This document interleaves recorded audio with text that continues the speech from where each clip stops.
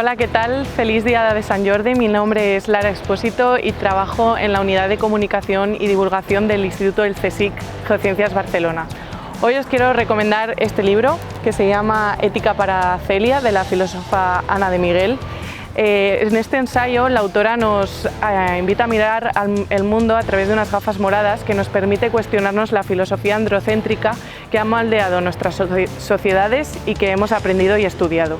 El libro hace que reflexionemos sobre cómo la ética y la filosofía han validado un sentido de la vida diferente e incluso contradictorio para hombres y para mujeres.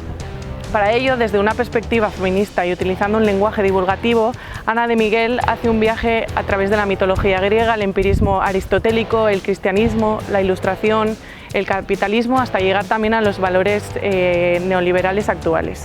Os invito a todos y a todas a leer este libro, que utiliza un lenguaje sencillo para entender a través de la filosofía y la ética de dónde venimos y sobre todo hacia dónde queremos ir.